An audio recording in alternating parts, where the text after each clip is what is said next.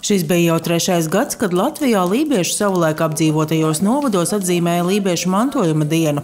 Arī Lēdurgas dendroparkā aizvadītajā sestdienā jau pavisam agri no rīta pulcējās tuvākus un tālākus ceļus mērojuši ļaudis, lai kopīgi sagaidītu saulēktu, piedalītos senajā putnu modināšanas rituālā un izzinātu dažādas pavasara saulgriežu tradīcijas kopā ar Lēdurgas kultūras nama folkloras kopu Putni. Šūpojies ir tautu meita lieldienīšu šūpojies.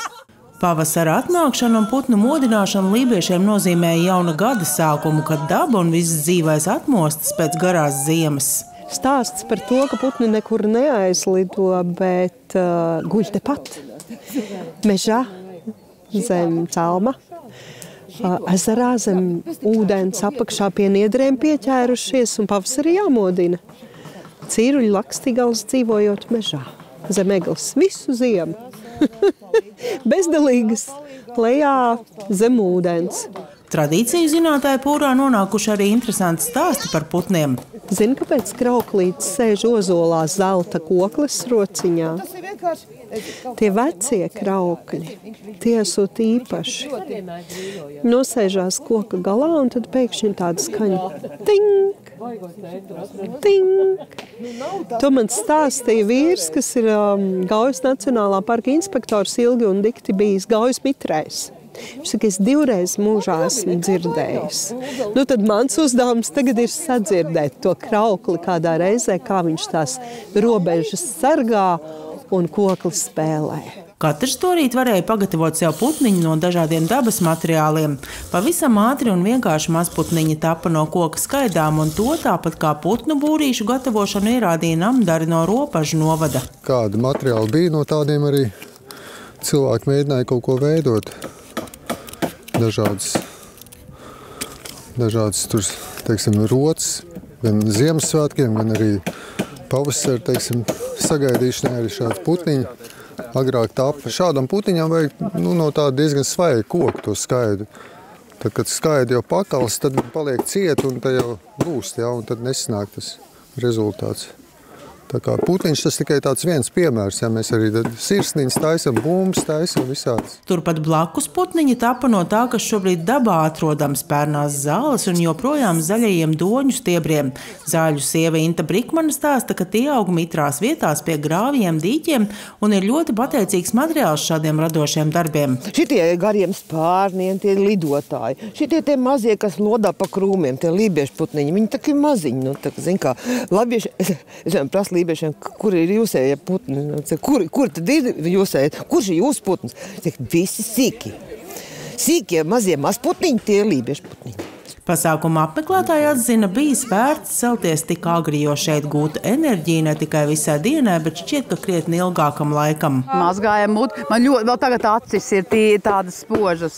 Un labi ausis izmazgāju, ļoti labi var dzirdēt tagad, pilnīgi. Jā, tas bija skaisti. Un tad bija dažādas atrakcijas. Mēs vēl apkārt ugunskuram. Jā. Spēlējām spēles. Un dūmos. Jā. Caur dūmiem skatījāmies, kā saule nāca augšā debesīs. Putni mūs modina un saka, celieties, tiešām rīts neaizsakām brīnišķīgs, jo citus gadus, kā mēs konstatējām, bija tumšāks. Jā. Un šogad mēs ar tādu jau ļoti lielu rīta gaismu un ausmu modāmies. Spēku pilni, lai visiem gaiši un veselīgi un priecīgi gads rit uz priekšu. Sauli sagaidīt. Tieši skaisti. Un apkārt tik daudz priecīgu cilvēku, tas tā kā saule rotā un tāds gaišums cilvēkos. Kad visi bija kārtīgi izšūpojušies, putniņus pagatavojuši, spēles izspēlējuši un pūpolu putru pēduši, bija laiks posties uz Lēdurgas centru, lai piedalītos nozīmīgā notikumā, kas ievērojams visas Vidzemes lībiskās kultūrtelpas mērogā. Tur pie tilta pār Aģi atklāja pirmo vietvārda nosaukuma zīmi Salaces lībiešu valodā. Šodien Aģe atgūst savu spēku dubultā, jo šodien Aģe atgūst savu pirmo vārdu tā, kā viņa čukst aģjog. Aģes upe, jog, jugla, tā ir upe. Aģe, ir mala. Līvu valodā. Ideja par šādas zīmes uzstādīšanu lolot jau pāris gadu, sadarbojoties Siguldas novada pašvaldībai, Latvijas Universitātes Lībiešu institūtam, Vidzemes lībiskajai kultūra telpai. Gribējām, lai Vidzemes lībiskajā kultūra telpā un vispār Vidzemē kopumā parādās šīs Latvijas pirmie dzīvotāju liecības un redzamas dzīves liecības, un līdz ar to tas mums ir ārkārtīgi svarīgi. Es domāju, tas ir simboliski, tas ir nozīmīgi, tas ir tiešām spēcīgi un dod tiešām tādu sasaisti ar vietu un arī, protams, atgriež pašai upei zināmā mērā šo pirmo nosaukumu, jo varētu tā teikt, ja mēs gribam tā to nosaukt. Līdz ar to tas ir absolūti brīnišķīgs notikums. Atgūstot šo nosaukumu, mēs arī iedodam tā kā jaunu dzīvību vai arī iedodam jēgu, jo tas ir tā kā mīklu minēšana. Un ja mēs iedomājamies, ka vēl tik daudz vietas Latvijā ir, kuras mēs vienkārši esam aicināti atminēt.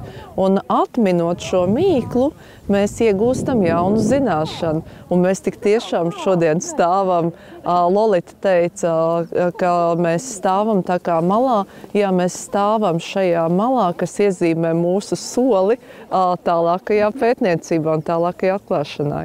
Siguldas novadā spriež, ka šis ir tikai sākums, pirmais nozīmīgais solis, lai šādu vietvārdu zīmju te parādītos arvien vairāk, atgādinot par lībiešu kā Latvijas pirmie dzīvotāju kultūras mantojumu. Arī pašas Lēdurgas nosaukums cēlies no lībiešu valodas un nozīmē lapu upe.